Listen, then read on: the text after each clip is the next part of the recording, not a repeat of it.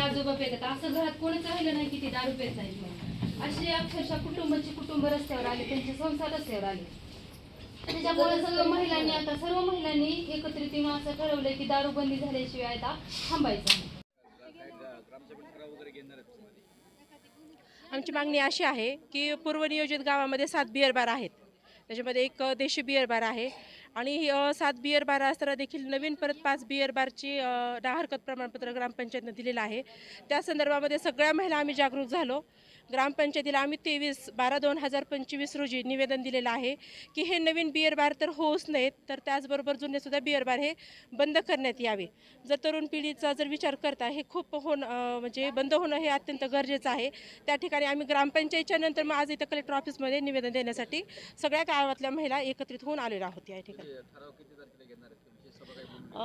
ग्रामसभा ही 1 तारखेला घेण्यात 1/1/2026 रोजी आम्ही ग्रामसभा घेणार आहोत. त्यामध्ये जो काही वरिष्ठांचा निर्णय असेल, प्रशासनाचा निर्णय असेल, तो आम्हा सगळ्या महिलांना मान्य असेल. पण दारूबंदी होणं किंवा करणं हा आमचा एक अजेंडा आहे आणि ते झालीच पाहिजे. धैपळमधली आम्ही जर 15 दिवस आम्ही अल्टिमेट दिला होता ग्रामपंचायतला की 15 दिवसाच्या आतमध्ये जर तुम्ही काही कारवाई केली नाही तर आम्ही उपोषणाला बसण्याचा इशारा आम्ही त्या ठिकाणी दिलेला होता. त्या अनुषंगाने ग्रामपंचायत त्यांनी 1/1/2026ला ग्रामसभा ठेवलेली आहे. जर त्या सभेमध्ये जर दारूबंदीचा विषय जर झालाच नाही किंवा दारूबंदी जर झालीच नाही तर मग आम्ही उपोषणाला बसणार आहोत. आम्ही धैपळ गावातील समस्त गावकरी महिला आहेत आणि आज आम्ही या ठिकाणी सरसकट दारूबंदीसाठी या ठिकाणी आम्ही मागणी केलेली आहे. आणि ही मागणी याच्यासाठी केलेली आहे की धैपळ गावामध्ये अतिशय मोठ्या प्रमाणात दारू विकली जाते आणि त्याच्यामुळे सगळ्यात जास्त त्रास हा महिलांना होतोय.